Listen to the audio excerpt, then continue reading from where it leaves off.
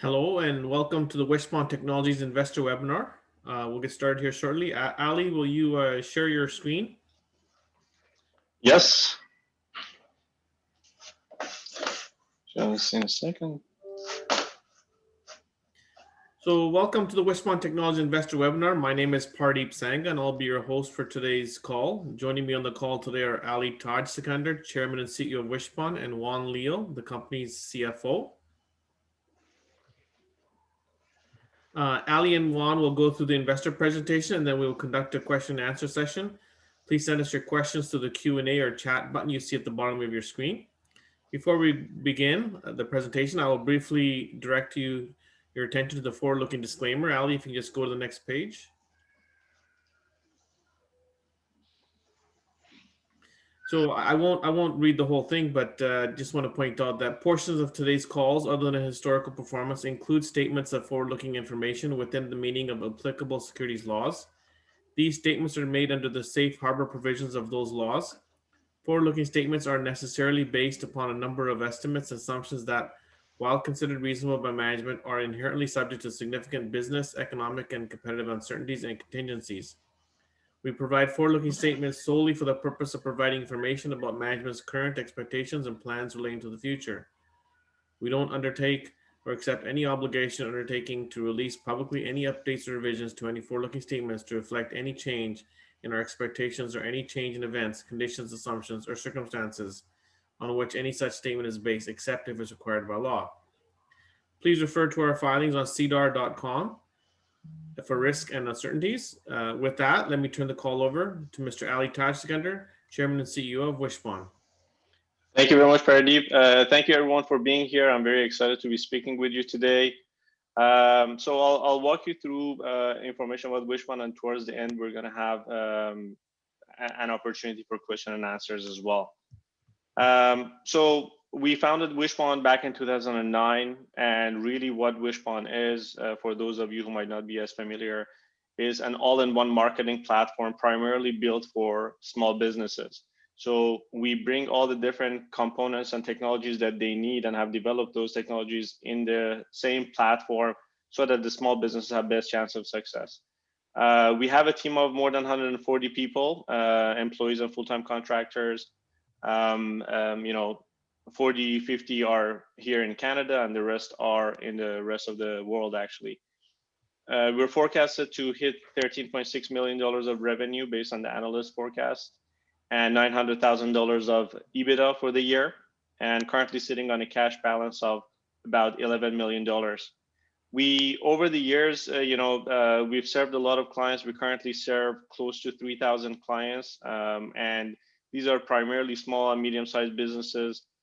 Vast majority of them in North America from different industries, but e-commerce and marketing agencies are top two verticals for us. So about myself, my background educationally is in computer science. I was involved in a number of technology startups. And then when we started Wishpond back in 2009 with my partner, Hossein Malik, since then, I wore many hats, as you would expect, being our first developer and being involved in our tech team and marketing and sales and, everything in between over the years. I'm not going to go through everyone's introductions here, but Juan, I think it would be good for you to give a little brief introduction about yourself, and then I'll mention a couple of other people as well. Yeah, definitely. Thanks, Ali, and thanks everyone again for being here with us. And my apologies, I think we have some last-minute technical difficulties, so I'm unable to share my video, but hopefully you guys can hear me okay. So my name is Juan Leal, and my background is primarily in corporate finance. Before joining Wishpond, I was a VP at KPMG Corporate Finance in Vancouver, and I was advising companies on M&A transactions, both on the buy side and the sell side. I joined Wishpond in January last year with the mandate to take the company public and to direct the inorganic growth strategy. And overall, I'm really excited to be part of this next stage of rapid growth for the company now on the public side. Back to you, Ali. Thank you. So a few other people I'm going to mention, Hossein Malik, that I mentioned, my partner.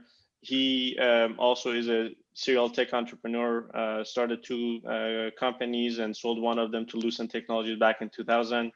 Olivia Vincent, another board member of ours, He started Can Pages, grew to about $100 million of revenue, and sold it to Yellow Pages for $225 million, and has been involved and led various different tech companies as well. Arinder Mahal, also another board member of Wishpond. He comes from capital markets and public markets, and brings a lot of those expertise to the table. So overall, what is the problem that we see? What is the gap we see in the market? We all know that over the years, consumers have shifted their focus away from traditional media to social networks, to mobile devices, and generally online. And businesses have tried to follow that trend as well. In the case of small businesses, though, that has been a big challenge. And it is a challenge for them because digital is complex, and small businesses generally don't have sufficient financial resources or the know-how to do this effectively. And then they have various options in front of them. One option is for them to go and hire a marketing agency.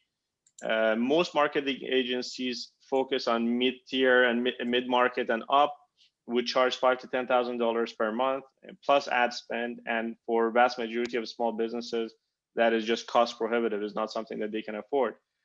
Or the other option that these small businesses have would be going and subscribing to various marketing technology tools that are available right now, pay for multiple of these subscriptions, and try to integrate them together. And the problem is that they're still busy with their own work. But if they don't know what it takes to succeed online with marketing, they will still use all of those subscriptions and not get the results that they need. So what is it that we do at Wishpond? There's really three pillars to Wishpond's value proposition. One is we have developed marketing technology tools that small businesses need, and have brought all of those tools in one single platform, as opposed to them having to kind of piece together multiple silo players and point solutions. The second element is that even after you give these technology tools to a small business, they would still struggle if they don't have their own designers and copywriters, and they don't know what it takes to get conversion and best results online. So we bring marketing services and expertise help to the table as well, so that our clients have best chance of achieving success. And the third element is we make all of it affordable. So if they would have had to pay $5,000 to $10,000 a month to a marketing agency, with Wishpond, they get all the technology tools that they wouldn't get, plus the services for $500 a month, so 1/10 of the cost, and more chances of getting success that way. So I'm not going to go through all of these elements that you see here, but Wishpond platform includes different components that we've developed over the years, and all of them are our intellectual property. Our clients, if they don't have their own website, they can use our platform for building their website. They can use various marketing campaign tools that we have, such as contests, landing pages, pop-ups, forms, to generate interest and get people excited and build an audience. Once they build that audience, they can use our email marketing or being in touch and keeping the audience warm and coming.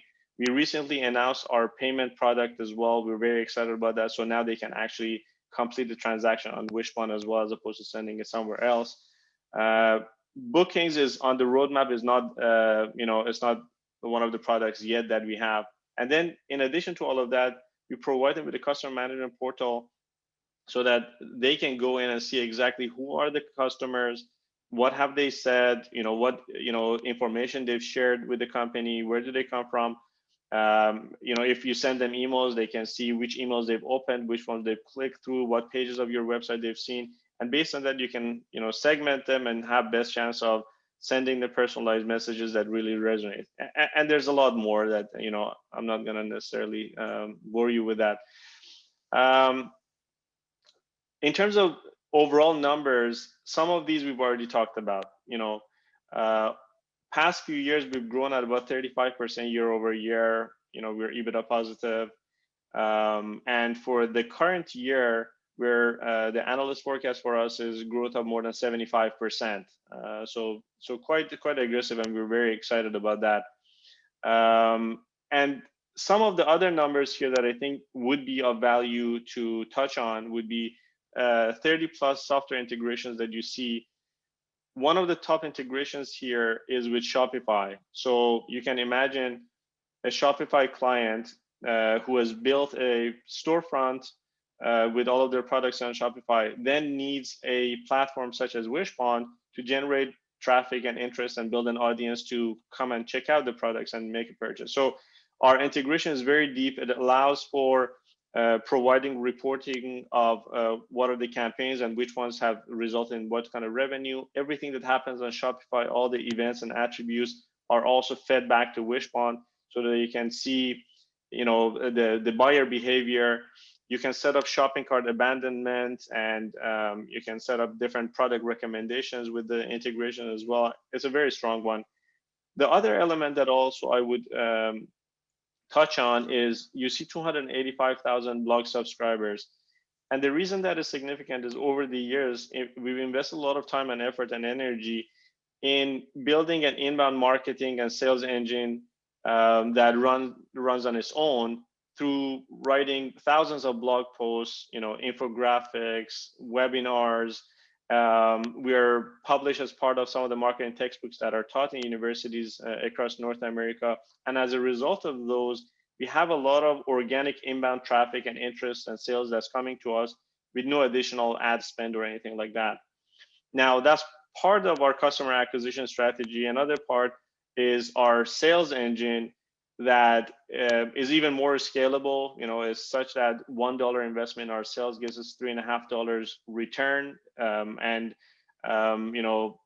Last year we had 12 account executives. This year we're growing that substantially, and same with next year as well. And those are some of the ways that we're continuing to grow organically. In terms of competition, there are thousands of silo marketing automation, marketing tools in the market. Vast majority of them are specialized in certain areas. So you have landing page companies, you have marketing automation systems, email marketing, pop-ups, contests. With Wishpond, really the key is we have brought the key components that a business needs to succeed in one single unified platform where everything is cohesive, it works well together, it's integrated. And then in addition to that, we provide the services, expertise, help as well, so that our clients have best chance of success and make it affordable for our clients. And that's very, very rare and quite unique about Wishpond and what we do. And we do all of that with very healthy margins of 65 to 70% margins as well. I already covered that one. In terms of customer base, the revenue by industry chart that you see on the top right here is a little bit dated. It's a year old, but you can still see e-commerce is the top one at 15%. It has actually grown quite a bit. I would expect it's substantially larger than that now. Through COVID and our continued focus on e-commerce. After that is marketing agencies using us on behalf of their clients and B2B, and then across the board. And as you can see, 68% of our revenue comes from US, 14% from Canada, and then the remainder is from across the globe. Brazil is a big market for us. Europe is, and so forth. For this one, I'll pass it to Juan to talk to our business model. Perfect. Thanks, Ali. So Wishpond uses a subscription-based business model, and substantially all of our revenue is recurring. Our fully managed clients typically sign 12-month contracts with monthly recurring payments, which obviously translates into great revenue and cash flow visibility for the business. We have healthy gross margins ranging from 65 to 70%. Those have been pretty consistent over the past 3-4 years. And something important to note there is that those margins exclude any media spent from our customers. So it's a purely operating margin. In terms of pricing, at a high level, we have two main types of plans. So you have these three plans starting out: professional and rapid growth. Those are what we call self-serve plans. Those plans typically provide access only to software features. So they're intended for companies that already have an internal marketing team, they have resources, and they have expertise to run their own campaigns and to achieve success with the technology. So those plans, as you can see, they range from anywhere from $75 to $250, and they vary based on the features and the number of leads that the customers can access. On the other hand, you've got the fully managed plan, which is that plan on the right-hand side, and that is a combination of both software and services. So that is intended for the average small to medium-sized business that does not have the expertise. Some of them don't have marketing teams or resources internally, so they're able to benefit from Wishpond's team of professional marketers to do it all on their behalf. So instead of paying, say, $5,000 to an agency to do all of that for them, they can get technology and high quality services for only $500 per month. Next slide, please. One thing to add, I think, just to clarify, making sure that there's no misunderstanding, when Juan was talking about media spend is not part of that gross margin. In fact, media spend is not part of our revenue at all. So if someone spends any money on ads, that's not part of our revenue. It completely goes to the platforms, advertising platforms. We don't touch that. Yeah, that's a very good point. Sounds good. And in terms of our financial picture, so since 2016, as Ali mentioned already, we have achieved compound annual growth rate of about 35%, and that has been purely organic. We didn't complete any acquisitions until 2021. So we have not yet released our 2020 financial results. Those will be released at the end of April, but analyst expectation is 7.8 million in revenue for 2020 and $400,000 in adjusted EBITDA. So that represents a 30% organic revenue growth from the previous year. The analyst expectation for fiscal 2021 is 13.4 million, including 2 acquisitions that were completed recently.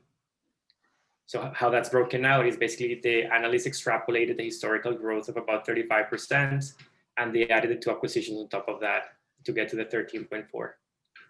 So that represents about 70% growth from the prior year, which from our perspective is actually quite conservative, considering that we're doubling the size of our sales force and we're also completing additional acquisitions this year. Something else to highlight here is that as a management team, we focus on profitable growth. We want the company to be self-sustaining so that all the capital that we have raised and all the profit from the acquisitions can be reinvested on incremental growth, such as M&A strategies and so on. And from a balance sheet standpoint, we are currently sitting on about $10 million in cash.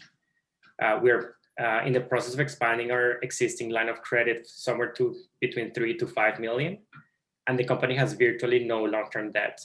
So to summarize, Wishpond is a company that is growing fast, 70% per year, strong margins, EBITDA positive and self-sustaining, well-funded, and no debt whatsoever. So overall, a very healthy financial picture. Thank you very much. We've completed 2 acquisitions since we went public in December. The first one was the acquisition of Indigo Media, and it's one that obviously we're very excited about. They are a company that is technology and services company focused on marketing services and technology to medical clinics and healthcare providers. With $2.7 million of a revenue run rate with more than 20% margin. And this acquisition serves really 2 main purposes for us. One is that it opens a new market, a new industry that we didn't have penetration in, healthcare, and opens that up to us, and we can then expand and go quite far with that. And it's a very attractive market as well. The other part also is that Indigo had developed a technology platform called Evergenius over the years that is very strong. It has CRM functionality, SMS functionality, performance marketing, social media management, a lot of different things, appointment booking that are very valuable to us as well. And, we're obviously in the works integrating those functionalities within Wishpond as well. The second acquisition we did was persistiq. persistiq is a Silicon Valley-based sales automation platform with more than 800 clients using it, with annual revenue of $1.1 million US, or about $1.4 million Canadian, with more than 20% EBITDA margins as well. And this is also another one that has been near and dear to our heart, because persistiq, actually we've used them for years for our sales team when sending sales emails and doing cold outreach. And it's one that we've been intimately familiar with. We really trust the technology. It's very scalable and very easy to use. There are great reviews and ratings. It's loved in the industry, and it helps us expand into sales automation. And it also allows us to have easier time penetrating into B2B segment of the market.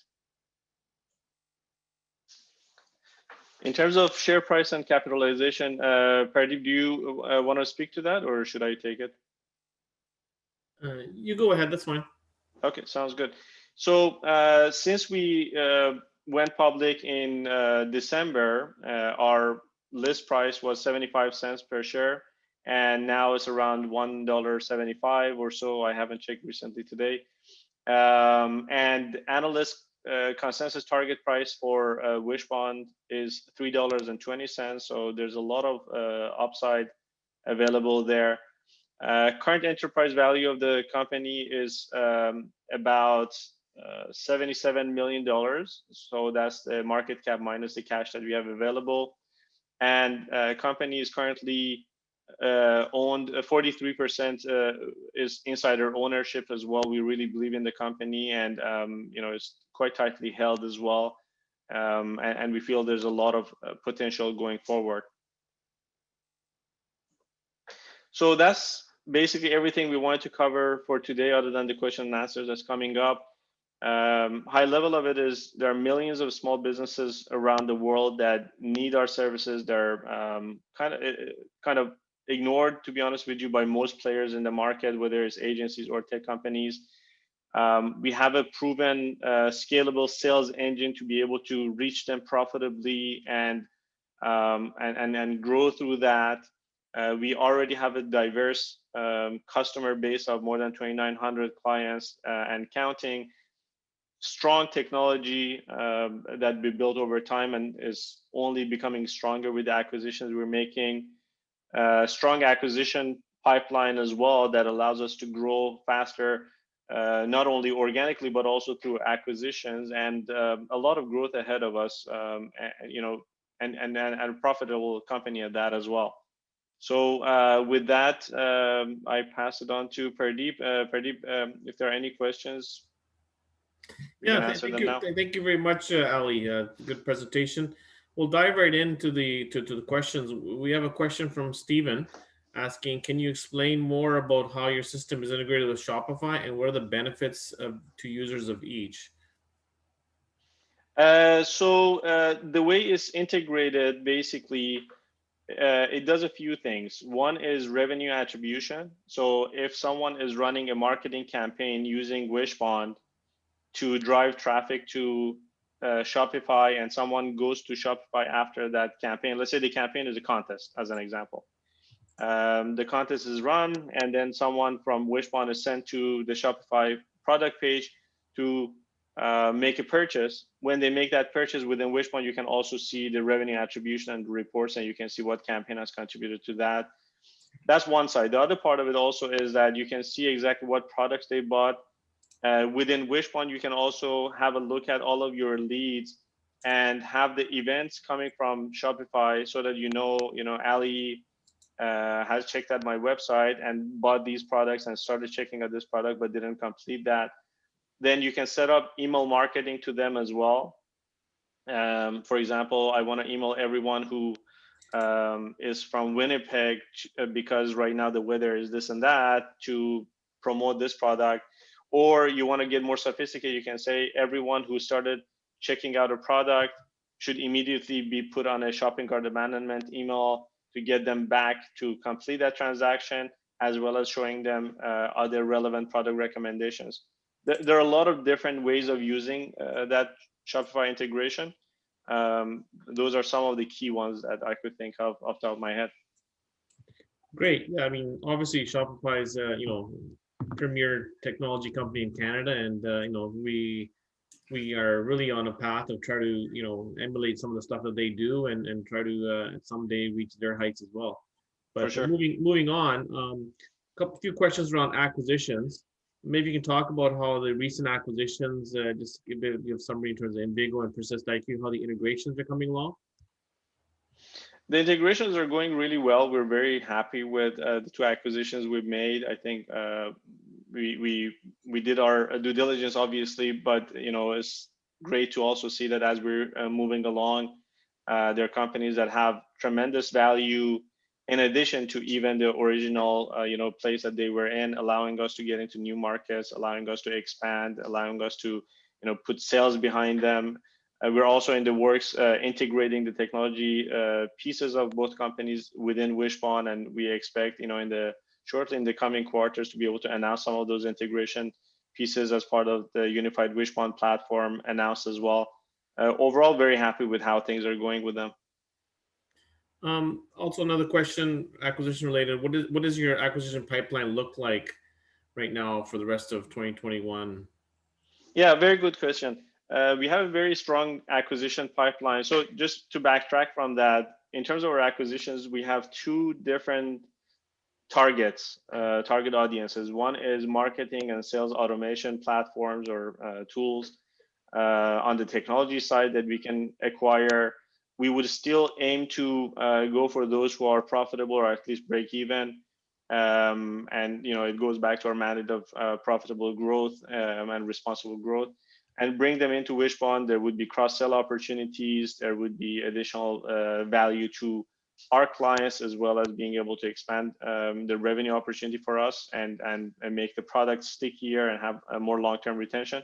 On the other side of it is marketing agencies, and it would be also strategic in similar to Invigo, that allows us to get into healthcare space, other marketing agencies that have specializations or niches or verticals that we don't have expertise in, that allows us to now expand into that. It would be profitable and contribute to the bottom line as well as the customer base that we have, would be very valuable. Now, the pipeline that we have right now is very strong. We have many parties in different stages of it. And we expect for the balance of the year to do probably, at least 2 or 3 more acquisitions as well. So we're very active there. Okay, that's great. I mean, let's shift focus a little bit towards sales and sales model and stuff like that. Maybe if you can talk first about, in terms of maybe this might be something more for Juan, is your different plans, just sort of giving a high level sort of how the plans break out. You've talked about the different plans that are full service and self-service plans, in terms of where your customers are in revenue, kind of in terms of those plans. So as we don't have that chart in this particular slide deck, but basically as of 2019, it had basically the fully managed plans had exceeded over 50% of our total revenue, and that has stayed pretty consistent in 2020 and 2021. Back in what was it, 2016, when we implemented that plan in particular, with the mentality of again helping small businesses who didn't have the expertise or the resources internally. In that particular year, it was around 26%. So it has definitely increased quite a bit, which has also increased the average revenue per customer anywhere from $82 around in 2016 to over $300 currently US. Okay, and on the sales, shifting to a little bit of the sales team, can you speak about the growth in your sales team? How many people do you guys have right now? And you mentioned you had 12 account execs last year. You're ramping up that aggressively. Sort of just give us some sort of sense of that. You mentioned, I think, doubling the number of account execs. So just comment on that a little bit. For sure. Yeah. So our outbound sales engine really is dependent on the people that we have in the team, right? So, and it scales very well. One of the things that I mentioned is our LTV to CAC ratio is $1 to 3.5, which means $1 investment in our sales growth gets us $3.5 return, which is really fantastic. Last year, we had 12 account executives in our outbound team, and this year we're ramping that up to 25, so more than double, and next year to 45, again, close to double again. And right now we're on track in terms of expanding the sales team. And as we're bringing and onboarding new sales team members, revenue and bookings have definitely followed suit as well. So it's moving along really nicely. Okay, great. What about in terms of if you can talk a little about growth and sort of maybe talk about organic growth versus inorganic growth? And we talked a little about acquisitions already. And I know the analysts, I think, have you at 70% plus, 75% kind of growth this year. Yeah. Can you just comment a little bit on that in terms of organic, inorganic growth and your expected growth so for this year and next year? Yeah, I think, we obviously don't want to share and put out our own forecast. I think that has its own pitfalls. But what the analysts have said, I can kind of reiterate what they've said and also then shed some light on it, is they're currently, I think yesterday actually, the analyst from Paradigm updated their forecast as well. Currently, the forecast is 75% growth for this year. And the assumptions in both Beacon analysts as well as Paradigm analyst forecast is that if Wishpond continued with the historic 35% organic growth, and then add the 2 acquisitions we've already made, and we didn't make any more acquisitions, where would we be by the end of the year? And obviously, we feel that is very conservative.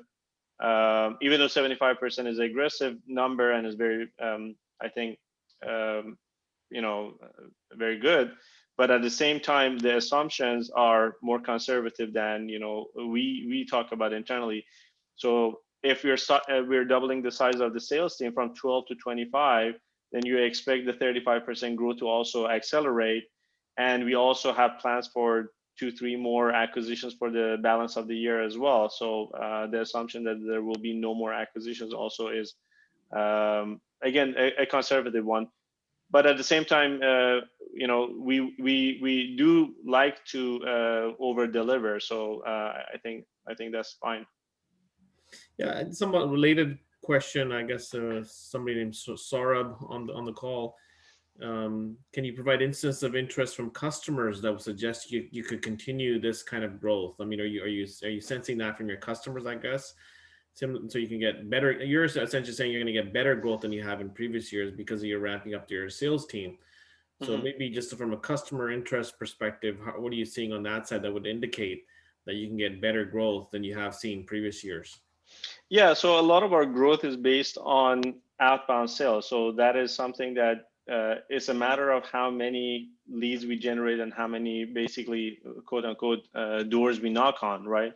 And the market, the SMB market, is really, really big. It's really, millions of small businesses. So it's very unlikely for us to get to the end of that in any reasonable amount of time.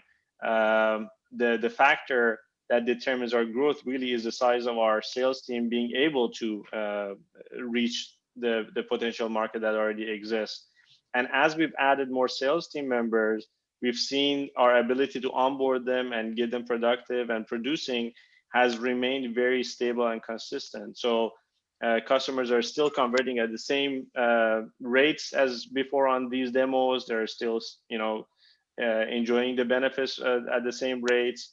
And if anything, I think we're becoming better known as well, and our sales team is growing as a result of expansion and hiring new team members as well as we had planned. So we don't see any signs of slowdown, and we're finding continued ways of optimizing as well. Yeah. And if I may add to that a little bit, from a more macro level, I think it's no surprise that the rate of digitization of small businesses has increased significantly over the past year. Obviously, COVID and other factors are contributing to more and more companies being forced to have an online presence, and that's only boosting obviously demand for this type of services, when now this average small business is now required to have a website and to compete for traffic with the bigger players. So that's why companies like Shopify and all these other digital marketing players are also achieving great success. Great. And question somewhat related in terms of customers and growth is customer satisfaction. Just maybe indicate how you track customer satisfaction and then how you're sort of seeing that. Yeah, for sure. So there are a few indicators that we have. One of the numbers that we shared here is we have 94% customer support satisfaction rating. We also track, how long customers stick around, and the long-term value as well as retention. And all of those numbers consistently over the years have improved. In terms of us now being better capitalized, that has allowed us to invest better in customer success managers, in a better leadership in some of the teams that have more service element, hiring more in some of the resources that we've needed that maybe in the past we were, kind of keeping it at the minimum that we needed. So I think the quality of service actually has been improving, and we're going to continue working on improving that indefinitely, really. Yeah, and then all along the lines of sales as well. How long does it typically take to close a sale? And for a typical sale might take, but then these are small, medium-sized businesses. So is that different from, like, say, a large customer? Yeah, it is very different. So from the time one of our account executives gives a demo to a client, one of these small business clients or prospects, to closing them, generally on average is 3 to 4 weeks. It's very, very short. And it's very different from what you would see in some of the enterprise sales elsewhere. And that is also interesting because it also means as we expand our sales team and hire new people, we can onboard them quickly, and we can also gauge whether they're succeeding and they're on track or not with a lot of ease, because there's high velocity and the quick turnaround. And it doesn't take us a year to evaluate, you were hunting for one deal and didn't happen, what should we do now? Basically, by the end of the 3rd month probation period, the salesperson is fully ramped up and very productive. Great. Couple questions with regards to product related, it looks like, from Rock, asking about APIs with Salesforce and Microsoft Dynamics. Obviously, you've got, in one of your slides, you mentioned you have lots of APIs integrations to many service providers. So maybe just talk about that. Yeah. So we do have an API that anyone can use to integrate with whatever platforms they want. In the case of Salesforce, we actually do have a native integration with Salesforce as well. Microsoft Dynamics, we don't. But if someone wants to use us with Microsoft Dynamics, they have 2 choices: either using our API or using Zapier. Zapier is a marketplace that actually connects a lot of different companies' APIs together for marketers with a lot of ease. We're listed there, and Microsoft Dynamics and a lot of other players are listed there as well. So you can make integrations out of that, or our team actually can set that up for our clients. That's great. And also, Rock also had another question around your products run in the cloud. If you can just talk on that, being a cloud provider, and how all your products are on the cloud. Yeah, all of our products run on the cloud. We use Amazon AWS for that, and all the best practices that you would expect to go with cloud for security and scalability and all of those things. Great. Shifting a little bit towards Juan here. Juan, if you can just clarify how much cash you have currently right now, and is that after accounting for the payment of the persistiq and Invigo acquisitions? Yeah, for sure. That's a good question. So just to provide a bit of background, so we did raise, we had a financing round in end of February, which was the bought deal for about $8 million. So with that, and after completing the acquisitions and paying for the upfront payments that we had committed for those, we're currently sitting at around, I would say, over $10 million, plus a line of credit, which is about $500,000. It's a small line of credit, but we're currently working with a few different banks to expand that to anywhere between $3 to $5 million. Okay, and then just another question around cash flow related. The recent hires you've been doing, have those been funded by organic cash flow or the capital raise? So the company has actually quite a bit of cash from operations. We're still finalizing. I cannot release any information until our financials are fully released, but I would say over $2-3 million of cash from operations from 2020. So the company is self-sustaining, and we have the cash. You have to recall that some of our customers pay upfront. We have annual plans where customers pay upfront, which allows us to fund future growth as a result. So yeah, all of the incremental hires and everything that we've done so far has been with the company's own cash. We have actually put the money aside from the financing in separate accounts, which will be devoted specifically for growth. We're trying to not touch those at all until we continue to expand on the organic side.